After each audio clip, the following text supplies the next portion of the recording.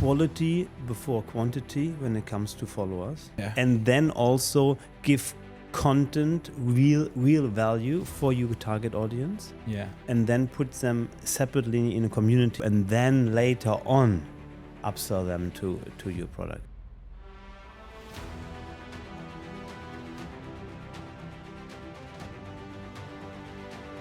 What does it really take to turn your body into a brand and your brand into a business? What happens when your name, your face, and your physique becomes your product? And what's the price of staying at the top when millions of people are watching every move you make? Today we're diving deep with a man who turned fitness into fortune and reality TV into real influence, and a personal discipline into a really business empire. Joss Mooney is more than just a fitness model. He is an entrepreneur, a competitor, a strategist who builds a 7-figure coaching business, co-founded a consultant agency for fitness professionals, and leverage social media to become a powerhouse brand. You may know him from X on the Beach, The Challenge, or his high-profile brand partnerships. But today we're talking about the real person, Joss Mooney. Welcome, Joss. Thank you for having me. So what is for you a good DNA of a CEO? You know what? That's like nearly an impossible question to answer because everyone's different. Everyone's business is different. Their teams are different. So I can only answer from my experience, you know. And I think one of the conversations I had at the event the other day, I was never born like a leader or anything like that. I never positioned myself. I was actually always like the smallest at school. You know, I was never captain of the rugby team, but I've built this network around me, and I've had to go into a position where I've needed to be a leader for my team. So I've transitioned into this and grown into it. But for me, it is to bring the people together around you to make sure the whole system is tight, so you've got no leaks and it works correctly. My biggest problem is people problems, as most people are, right? Mm-hmm. And dropping your ego when you're at a certain point within your business to let people do your job better than you. I think that's one of the key things. Yeah, your motto is your body is your brand, but your mind is your business.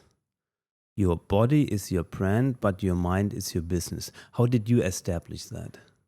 Because I've always come from fitness, I think a lot of people just see from the outside what it looks like, you know, so my body is what grabs people's attention. It probably has done back on like early social media days, you know, but then obviously behind that is more depth to it, you know, so it's like the hook. The body is the hook to grab the attention. And then once I get into conversation with people, they can understand my mind and what you know, what's below the top of the iceberg, you know? Yeah, I think in our podcast, we focus, as you know, on CEO, entrepreneurs and founders of businesses. And I think it's so important to actually have a hook and then go on the next level and talk to the people even in more detail or show certain products, what they maybe offer. But I think you do need a hook if you want to build a follower. That I think is very essential. For you, it was fitness and training very hard. How did it start? I've always, like, even since I was a kid, I was just into sports. From a very, very young age. It was football, then it was rugby, and then because I was playing a lot of rugby, I had to go to the gym. I never intentionally saw myself like, you know, when you're a kid, like, oh, I want to be, I was a personal trainer. That's what I went into, right? I wanted to be a footballer, actually. But as time developed, I was searching for other things, other careers. I think I mentioned the other day, I went into estate management, which is property, because I got brought up on a farm. So the natural thing for me to would be going to like the property sector. I went to university and I dropped out because I realized property was nothing to do with what I wanted to do. But what I always built from an early age was discipline with exercise. And I kind of stepped back and I was like, why don't I just help people get in shape? There's so many people struggling to get in shape. So got my qualifications and then literally went onto the gym floor. Yeah, but you have a a discipline inside you that's really killing. So that's not average when people follow you on Instagram. And I of course did some preparation. Yes, you have been a certified personal trainer, but then you also won Model of the Year 2012. So what is this inner desire where you said, I'm not stopping, I want to be on top of my game? I guess like you fall in love with the process. Right. You know, it was delayed with the pain. Yeah, kind of, yeah. Because with delayed gratification, once you start to reap the rewards, you get addicted to the rewards. So like, you know, I was training for so long, and I remember, it sounds so stupid, I think I was like 18, 17, and I went to the gym, and I had the rugby top, and I could fill out the rugby top with my arms on time, and I thought, this is amazing, I've got arms for once, you know. And it was that feeling inside myself that my body's actually growing through the pain that I'm putting in the gym. And then it just became like a part of my day. It's like having breakfast. I just go. Like, but then you also have been featured in many various fitness magazines and so on. Does this also make you very proud to say, "Whoa, I'm now here, features, I'm on a cover story"? Yeah, they were like minor goals at the time. I was very happy about it, but you know, it doesn't really bring you much like your magazine cover at the end of the day. Okay. But then, of course, it brings you a bit of a fame Publicity. here and there, maybe a bit publicity. Yeah. You could build up your following quite well. But then also you've been in different reality TV shows. You said at the beginning, Michael, don't mention that. That's why I'm very happy to mention it now. Ex on the Beach in UK. Yeah. What was this about? And how does it come that you come then So from... I think it's important to clarify. I obviously... Me being a personal trainer, I worked for myself, so I had no one to fire me. So I was like, what's the worst that could happen? Right? I go on this show, I gain maybe some followers, then I can use it. That was my thought process. And I remember, they lied to me. It was the very first one, right? And it was called Summer of Love. And they said, would you like to go into a villa with loads of girls in the sun? I'm like, yeah, duh, of course. And the interviews went on, and I found myself in this villa, and I had 5 ex-girlfriends in there at the time. Oh, wow. Yeah, It wasn't just one. And what they do is they send other people on dates with your ex-girlfriends and you on dates with their ex-girlfriends, and then they put you together and watch the drama unfold. So it's and every like other day a new person comes in. So it's drama is basically like pushed, so there will be some kind of drama obviously happening. I haven't watched it yet, but it actually sounds interesting. It'll be too old now to that watch I know now. you. I looked like a different human being then, but looking back, like, you know, the thought process behind it is crazy, but it developed skills within me to which I then transitioned online. I was quite shy and being put in a house, you know, with lots of cameras around it. You can't breathe. You have a microphone on. You've got like Big Brother cameras in the corner. You've got a camera crew, and at the first it was overwhelming. But if I look back in hindsight, like, it actually developed a lot of charisma. Right. So it was productive. Right. Nice. I'm taking that. Yes, because then you also had other reality shows live in Marbella, if I correctly say that. There was like a lifestyle option. Yeah. And then again, the challenge. So one came to another, I assume? Do you know what? Like, through this whole process, because I was on a gym floor for so long, you know, cash was tight. I had nothing, you know, like I said, no one to fire me. I had nothing to lose. And so whenever these opportunities came up, I was like, yeah, okay, cool. Free holiday. I get paid for it, and it's an experience. So I did this, and I can say this will probably hit a few nerves with people. I generally think anyone who's going on a reality show is lost, and that's coming from experience. You know, you don't have your shit together, because otherwise you'd have bigger commitments that you can't leave, and I didn't. You know, and people fall into the trap of wanting to go on these things, thinking they're going to come out and be famous. I thought I did, right? It was ridiculous. And then what happens is, a lot of people do go on them, and then they don't go back to their work. And so they end up having this high life and maybe getting some endorsements, and then skyrockets. So I was doing these shows because I didn't have anything to lose, and I wanted to get more of an audience. But in between, I went back to my training every single time. I was proud to, you know. Yeah, I think it's very interesting for us to learn, especially for everyone who's out there, and also maybe to get the learnings from it, because you're an introvert, but that really pushing your limits. Not only in a gym, but also doing this reality TV show, what's not maybe your natural, let's be on stage and let's go crazy.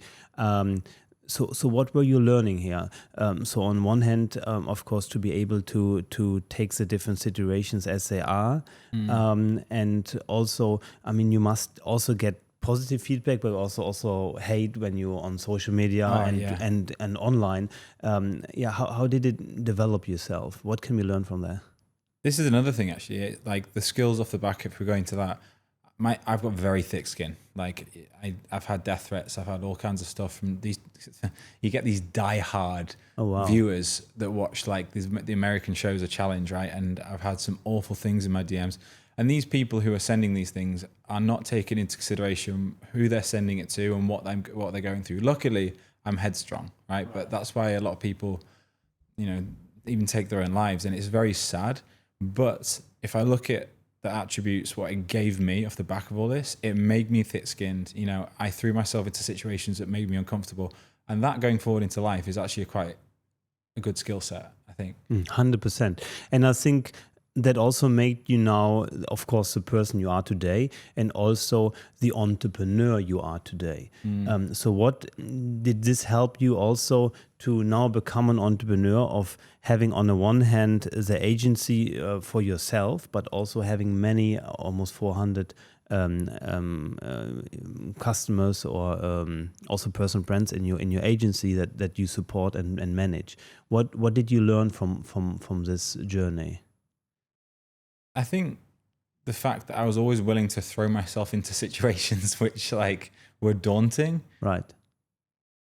It was probably the main thing. I'm always looking for new, like the other day, the event. Yeah. Obviously, you guys don't know, I went into that event. I'm not a big public speaker at all. Yeah. And I've got thrown up on stage in front of 100 people. And I'm always glad I've done it, but Nice. I'm willing to throw myself into situations because something might come of it. And that's why I'm sat here today, right? Mm-hmm. So I guess that's probably one of the main things. I think that's an important learning for everyone listening out there, especially maybe who is also an entrepreneur and believes entrepreneurs need to be always outgoing, perfect in communication. And we have been at this event, and there was one lady doing a speech, and she did it very well. And I actually had the chance to sit together when we had the dinner, and I asked her, look, it looks so perfect how you were speaking, and you must have been born like that. And she said, not at all. It was fully trained, and I just put myself, same what you said, in the situation, and I just were willing to try and get better and better. And I think that's super essential to understand.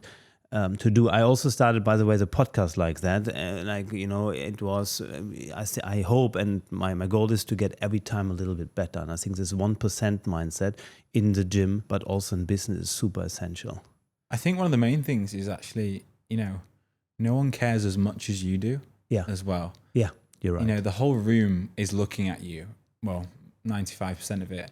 But, no one actually are bothered if you mess up or stutter, or no one actually cares too much, True. And I think that's one of the biggest limiting beliefs, that people are so worried what other people think, and it holds people back, especially with a lot of people within our agency, right? We have some fantastic coaches, but they have a limiting belief that they are worried what people will think if they post certain content, Mm-hmm. So it stops them doing it. Therefore, there's no leads. So would you say entrepreneurship is also a lot of mindset? 100%. Yeah. If you just stay where you're comfortable, you won't go very far. I had the chance actually yesterday to be on a panel, and they were asking me some things, and I said too, you have to kind of try to be the person your company needs to be when you say, okay, the company in 2 years should be on this stage. So you need to see, what kind of person do I need to be to pull my company there? Right. Yeah. So if I want to be like an athlete and I want to be the model of the year like you, who do I need to become, and this person I need to be actively be today already, have discipline, go 5 times a week to the gym and so on. It sounds so cliche, when people say that, but it's so true. And you just need to remind yourself of that person. Like even only the last, I'd say maybe 16 months, right? I write down what I want every morning, and people from an outside may think that looks stupid, but all I'm doing is recalibrate my mind every morning to what the mission is, what the long-term mission is, who I need to be, what I want, where I want to be, and it sets your tone for the day. Because people can get caught up in if you're thinking emotionally and you're going about your day like that, you're making emotional decisions but and not logical ones, so it can take you off path. That makes sense. Yeah, so you set basically always the tone of the day in the morning to say, what are my... I try to. 20% that make 80% of my outcome today. Is that the direction? So, I mean, for example, right, if first thing you wake up in the morning and you have negative news immediately on your phone, I try to just try and push that away and go to my desk and I'll write down my thoughts, what I need to do and what I want to achieve, not only just like today, but for the year, what the goal is, and I drill it into my mind, and all these things happen. This law of attraction stuff, I know everyone bangs on about it, but it's true. You keep thinking about something, you'll get it. How often are you doing that? I'll try and do it every morning when I write stuff down. But if I think back unintentionally before I was doing anything, when I really wanted my first supercar, I used to imagine when I was younger, I used to sit down in my little car thinking I was in a supercar, and then I got my first one, and I was like, I've been manifesting this my whole life. Or when I've really wanted something, I've usually got it. So then I thought, well, what if I try and plan to do something? Right. Every morning I write something down. It will happen eventually. Yeah, I think that's so strong for everyone listening, because I think I hear it so often, and also for myself. I realized that when you really put something in your mind and you imagine it, it will happen eventually, because you attract at the universe or the world so many things to it that you go towards this goal, right? Energy's a thing, and if you asked me that probably 10 years ago, I'd have been, no, it's not a thing. Like, life just happens. Right. But I think it is. So one thing that you reached is already having an Instagram account with over 1 million followers. Mm-hmm. So I don't know so many people who actually reach that. And we were talking also, you said, well, on a weekly basis or sometimes on a daily basis, we even have 1,000 new people following you. Of course, some maybe also unfollow, you said, but people now get more, check you more out because you already reached certain level. What is your hint to build up such a profile? Is there anything where you said, guys, you need to post very regular, it should be more business content, it should be more entertainment? What is your learning here, what we can learn from? I think with anything, with anything you want to grow, consistency is vital. Right. But, it's very difficult now. When I started social media, it was literally just followers. I don't think algorithms existed. Oh wow! And all this kind of. I'm sure they did, but it changes a lot now. But I think when you're going into this game now, rather than focusing on the followers and the engagement, focus on what the outcome is of getting those. Yes. Are they the people that you can leverage? Because now Instagram's a business. It's not just for likes and getting a quick endorphin fix.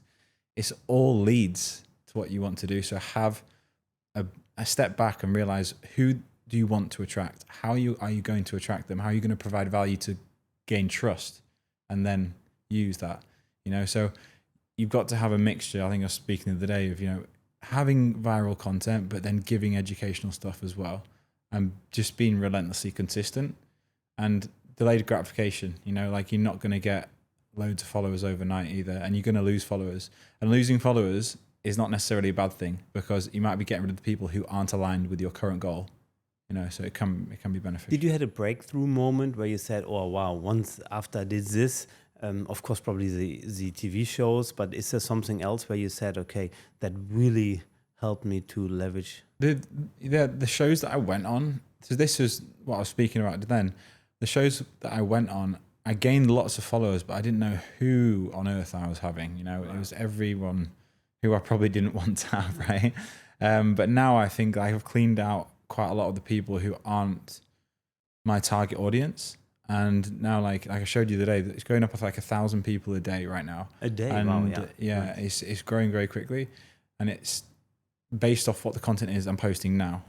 And now I've got separate pages, so I'll try and funnel my audience into either my coaching page or the agency, depending if they want to be coached or they are a coach, you know. Yeah, so that's interesting because you target both. So whether you want to be coached or you are a coach and just want to learn from you. And by now you have like 400 about people who you coach. Is there one, let's say, some common things what we can talk about where you see there are some common learnings or mistakes what we can learn from? You know, it's a one common thing where you say, okay, they kind of all they come, they should just focus on ABC. That will push them. So like, for example, I've had, when we started the agency, obviously we're trying to get your first 10 clients and whatnot. And now we're very hyper targeted of who we take on, do full breakdowns of what their demographic is, right? And what I see, some of the biggest people who we've taken on, size of audience wise, right? They fall into the trap of being addicted to the likes and the views. Yes. And getting literally 0 leads from it because they're doing things like these fucking good morning routines, right? That everyone's doing, but it provides no value. Wake up at 5 a.m. and go to the ice bath. Ice bath to the face and stuff. And it's like you see them everywhere and people are like, oh, I'll copy that. But these guys were doing it and it wasn't providing any leads towards their business, which is why they've signed up with us in the agency. And then their frustration comes through onto us, but you're not doing any of your SOPs or anything like that. Like, so it's that would be the most frustrating thing from a business point of view. So kind of focus more on your target audience in a way that you tailor more information, not so mainstream information. Is that correct? Yeah. So, I mean, what you could do, right? For example, in a good morning routine, halfway through the good morning routine, you provide some sort of quick value that's going to grab that hook to get people in, rather than just, you know, splashing your ice with face and going to your face with ice even, and you know, doing all that kind of stuff. So you've got to combine the two. It's about being smart with your content. So if I would give you, let's say, $1 million today, but you would have to delete your Instagram account and start from scratch, would you do that? No, because it earns me way more. but if you 10 million? Yeah, you could do it for 10 mil if you wanted to. But if you... And what would you do if you would start from scratch? I'd so we do the deal, 10 million. You have to delete everything, all the pictures, all the past of photo shootings, also from you on a reality TV show. What would you be because most of our listeners are not on reality TV shows. Yeah, so. Honestly, I think it'd be a really good exercise. I'd literally, all the knowledge that I know, everything that we teach, I'd know exactly what to do, how many times to post, and I'd literally document everything that I was doing. And even if I got to 500 or 1,000 followers within the first few months, I guarantee 99% of those people would be the people who I want to be watching my stuff. They would all be leads. And I would push all those leads into a free group, a private group, and I would nurture them. I'd give them free value for 6 weeks, and then I'd upsell every single one of them. I'll try into like coaching packages or whatnot. Very interesting. So basically you say one thing is for sure, quality before quantity when it comes to followers. And that for somebody who has also a wide audience. Yeah. And then also give content, real value for your target audience. Yeah. And then put them separately in a community, I don't know, WhatsApp channel or different software tools. We have one, it's called Cope.com, a community management or a tool where communities can meet, where lots of gamification is, but also where you as a host can optimize it and monetize it. And then you would say, okay, give it to the group and then later on upsell them to your product. Is that correct? Yeah, exactly. And that's what a lot of people it's a tough one. People think they've got a limiting belief because, oh, I don't have X amount of followers, so therefore I can't sell a high ticket package, right? Because they've never done that before. I remember the first time I sold like a high ticket at the time, it was a $1,600 package for 4 months, 16 weeks. And I remember I was like, there's not a chance I can do this, right? I didn't think I could because I'd never had. And then I did it and I was like, oh, that wasn't too difficult. Then you realize the people who are buying these things are easier to sell to than the people who are buying a $50 program, right? And so when we were doing our mentorships, we had these literal kids come in with under 5,000 followers and they were doing their first 10K, which for literally 19-year-olds, 20-year-olds is insane within a few weeks, because you only need a handful of clients. If you've got 5K followers, in my eyes, you've got 5,000 leads, which is a lot. Are you messaging these people? Are you nurturing them? Are you offering them like a private group where they can speak to you more one-to-one? People love that kind of stuff, because it's more that the relationship you have, and then you can upsell. Nice. I think it's so important to understand for all entrepreneurs listening that it's not only about the million of followers or 100,000 of followers. No. It's more about really having the quality, and then focusing on giving good content and to offer this group communication. Yeah. That's essential. If you care, you'll get the followers anyway. If you genuinely care about what you're doing, rather than just focusing on viral content, you will get the masses that will come. But then you'll have the best of both worlds at that point.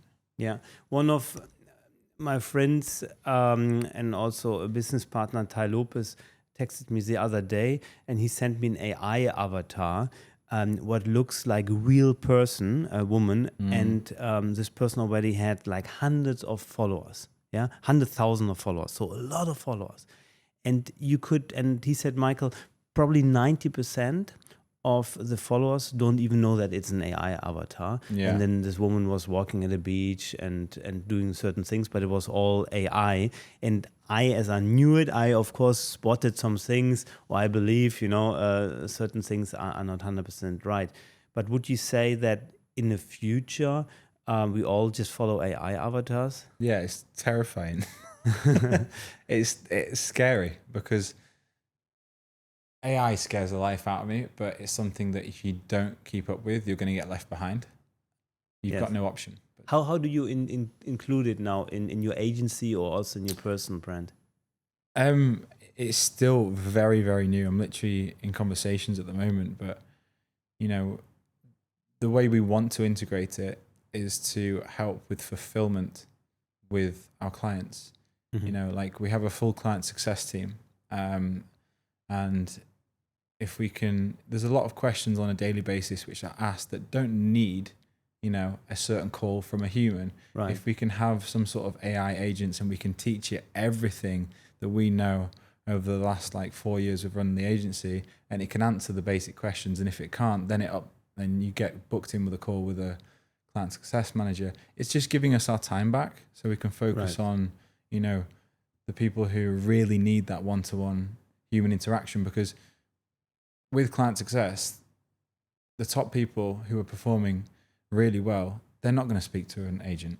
They need this, So, but if you can take away the time, not wasted, mm-hmm. but where it's not needed on the day-to-day basis, so these guys can focus with the top clients, that would be really helpful. Yeah, I think that's interesting.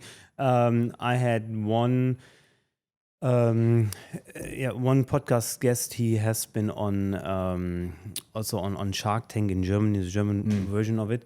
And so he has now a version, Ask Him. So you can his name is Jochen Schweizer, greetings. And so he now works on an AI avatar where they upload all the videos from him and all the content and all his books he wrote. And then you can ask him something as if it would be him. So that could be also a solution in the future, maybe also for your clients to say, okay, we have all your knowledge from the past, what's all recorded, now uploaded, and they can have individual talks with you.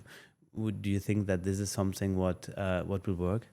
Yeah, I do in time, but I think with a lot of people, they're hesitant to do it because they're not used to it.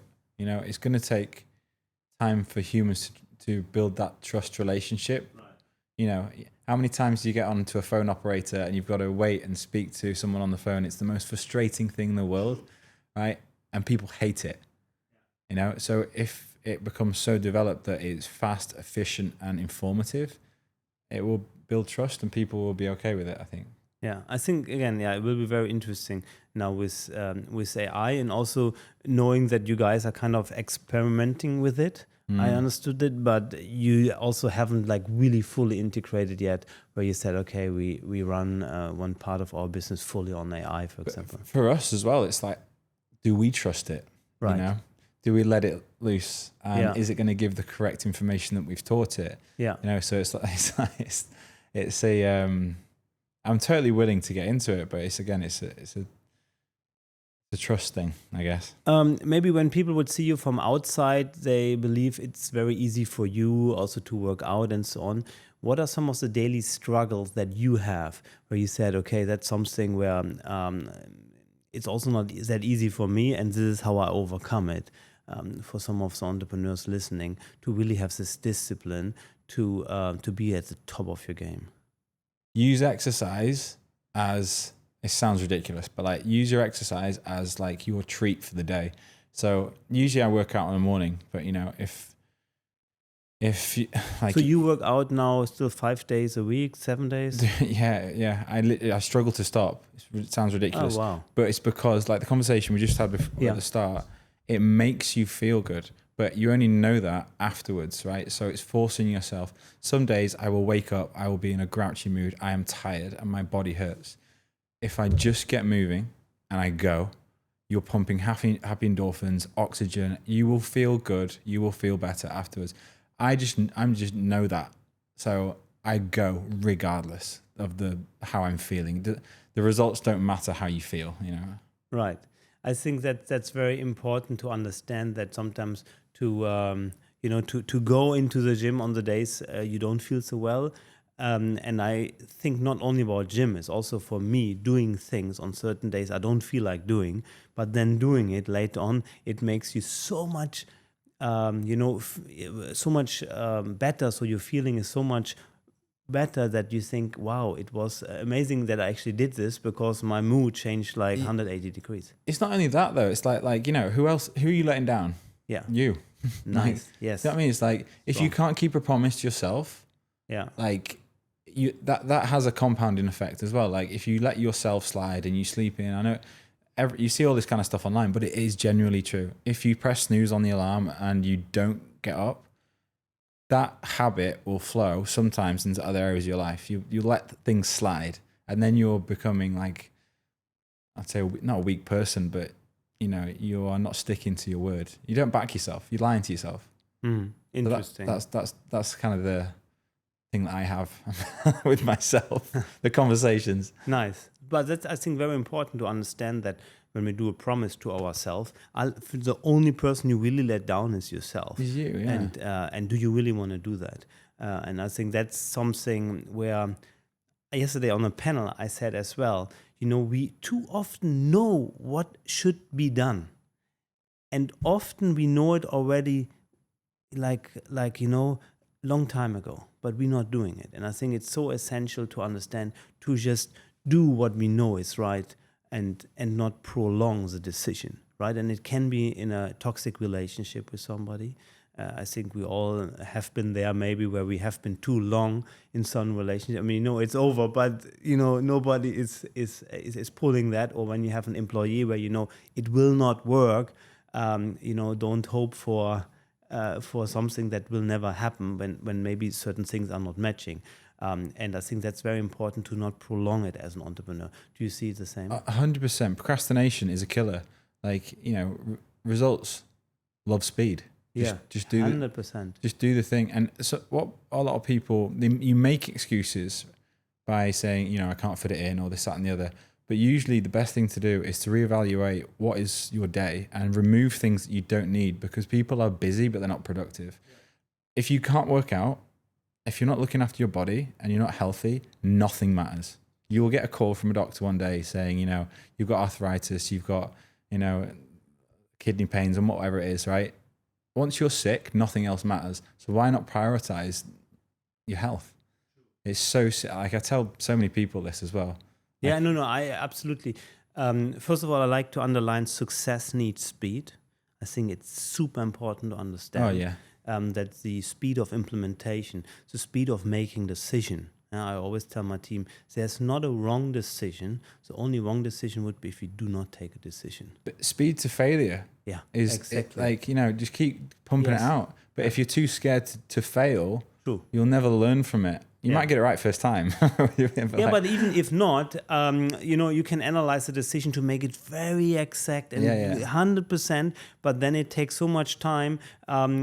If you would go the other route and it would be wrong, and you go back and go then the other way. Yes, of course, there are certain things what you should maybe think a bit longer about it when it comes to, I don't know, marrying a person or something. Maybe take a day longer to decide. But at one point, just one day. A day. But at one point, you need to decide. I think that's just so essential to understand in personal life, but especially in business life, to take a decision and to go for it.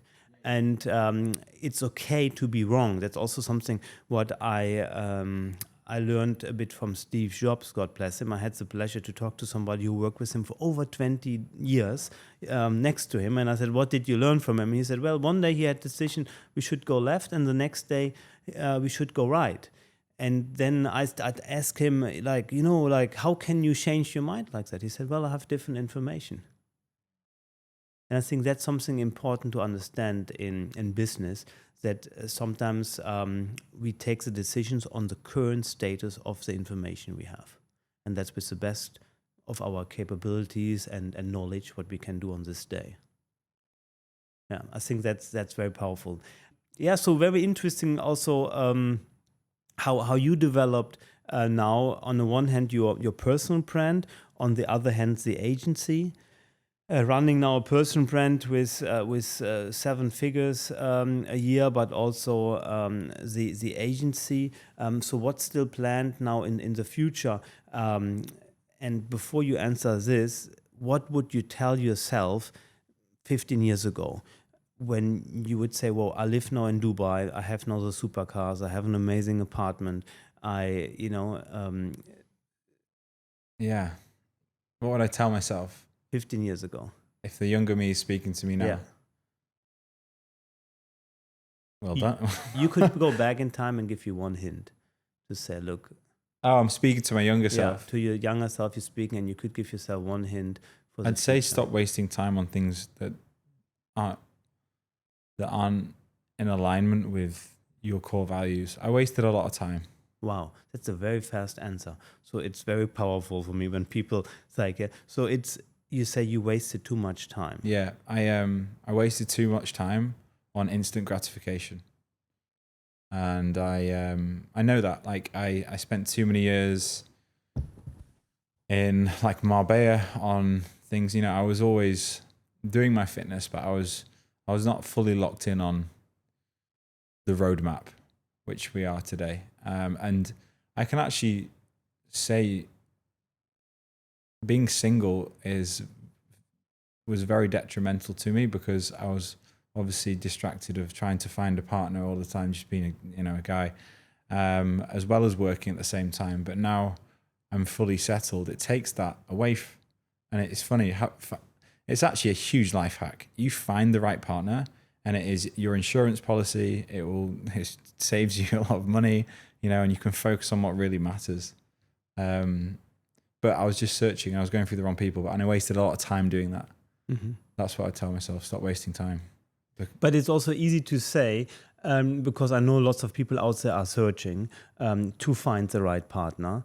And what was your hint on that? What? To find the right partner. Looking back, what was the hint, and what is also the hint in your understanding or a trick to keep it to keep the partnership very strong? I didn't. That's the thing. I had so many. I was on these silly TV shows, Yeah, but then at one point you said, "Well, I found my life partner." Yeah, it just happened. It happened at a point. where I didn't expect, and it takes away a lot of things that I don't need to be doing because I'm very content and happy, you know. Like I said, I was wasting a lot of time going out and going to events, trying to meet people, lots of good time people around me. But now my circle is so small, and I don't feel the need to go out and try and impress people who literally don't give a shit about me, you know? So Yeah.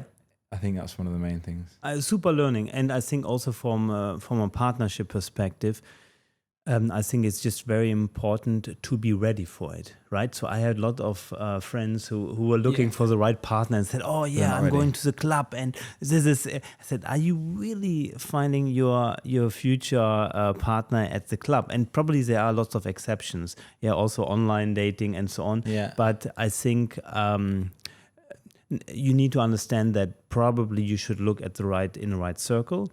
And secondly, I believe it's very important to be ready for it yourself.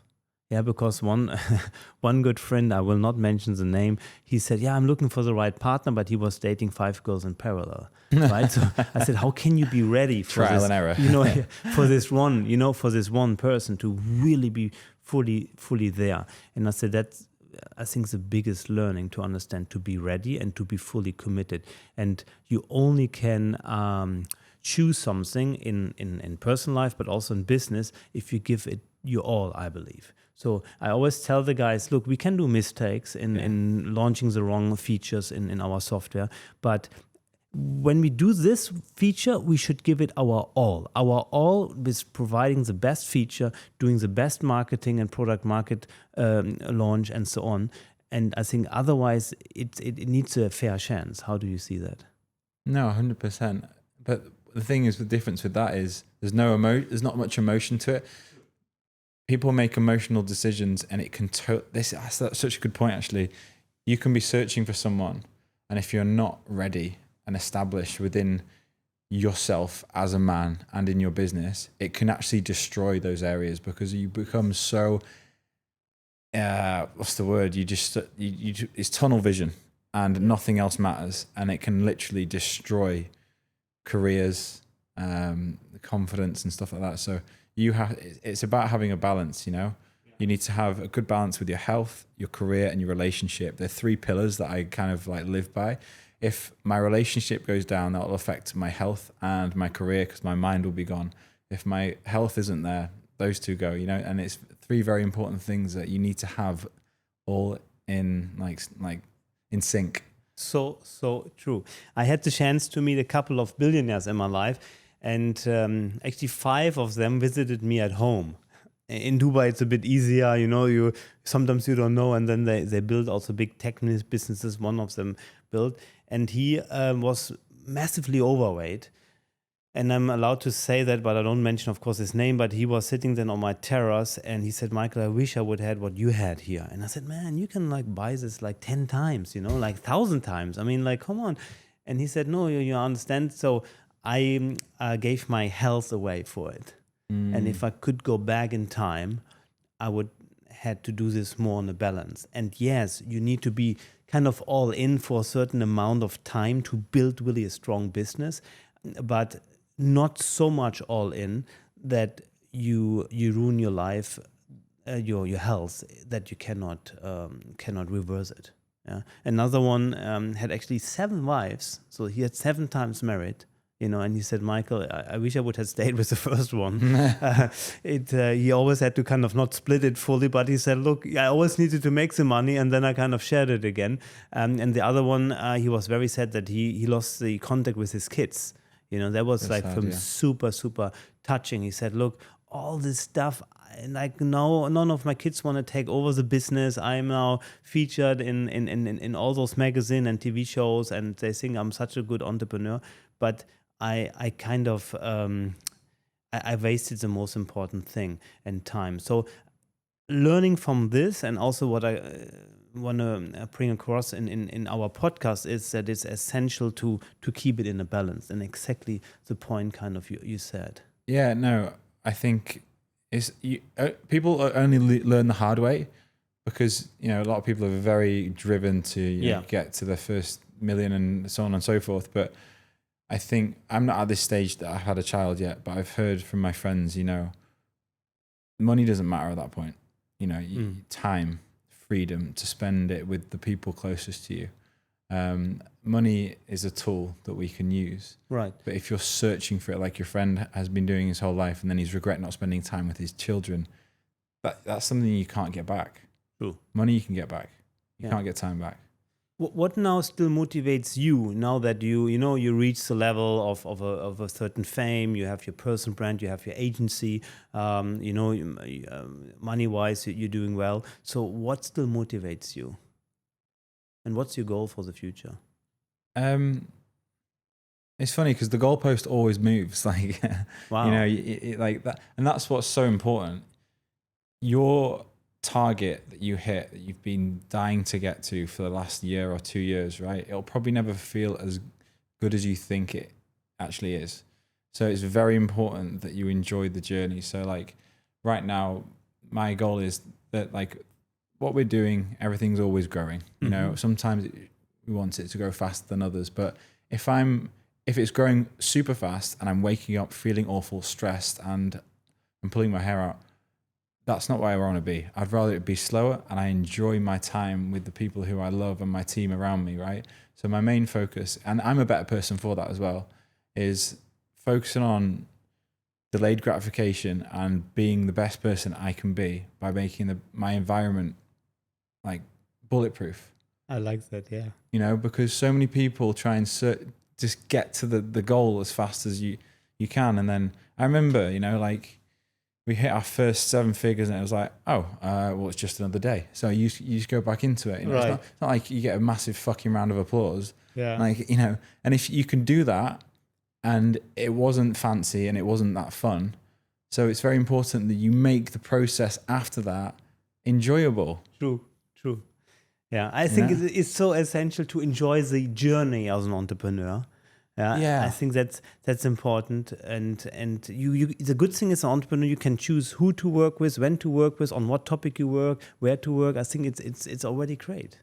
I'd rather have less of everything, so I can spend more time with the people who I really appreciate and I like things that. on my health than have, you know, hundreds of millions in the bank, because it's just, what the fuck is it? What am I going to do with it? I had yesterday a young lady calling me. She started a business, and in Dubai I used to be a professor of entrepreneurship, or I was teaching entrepreneurship at one of the biggest private university. So they sometimes still call me and ask me for advice. And she said, Dr. Michael, I'm like so down. I'm now in this company. We started it, and I don't know. It's going so stressful and at the moment. And I said, well, what phase are you? They said, we are at the seed phase, so the beginning phase when you put the seed in. I said, well, then the seed phase is normally the most happiest phase you have in business. So you need to understand that the challenges, they call it problem, I call it always challenge, you have today will be the smallest you ever will have. So better enjoy them today. And that's kind of also what I try to live by myself and also tell to my team, because I think it's so essential to to focus on the journey and enjoy the challenge you have. Yeah. But you can only refine the journey once you've reached your first few, got over your first few challenges, you know? True. Yeah. True. Yeah, no. And looking back, like in like 1 year, looking back, or you even 10 years, the challenges we had, sometimes I wish I would had those challenges again, and at this point I said life would end and, it all goes down. But so the challenge as an entrepreneur get always bigger. And that's, I think, also the nice thing, because it keeps life interesting and business interesting. Another thing, get out of your own head. Like a lot of people, like, you have all your problems. I try and remind myself on, like, not daily basis, but when I am stressed, of there's so many people who would literally kill people to be in your position.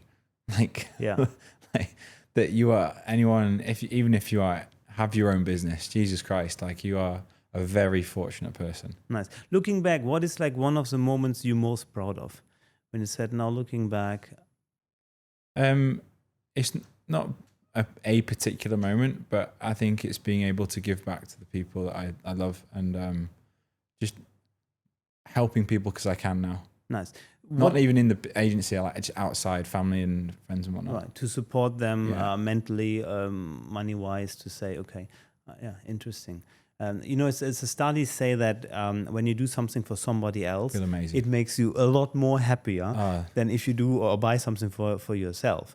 I need to do it for my wife more often, to buy her more stuff than you buy for yourself, because it makes you more happy. It's funny, you should see me at Christmas. I get told off because I end up buying. Oh wow! Yeah. Good that we know each other now. Okay, Christmas. What do we see from you in the future? When you look 10 years ahead? Hopefully less of me, because I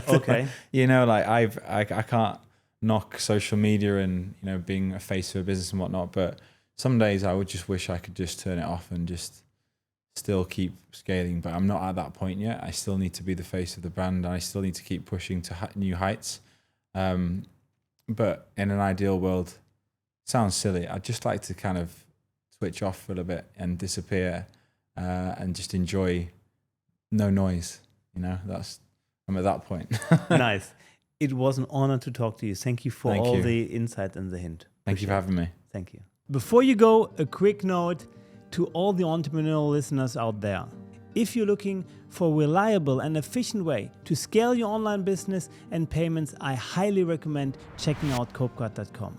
It's designed to streamline your processes from payment processing to customer management, all in one platform.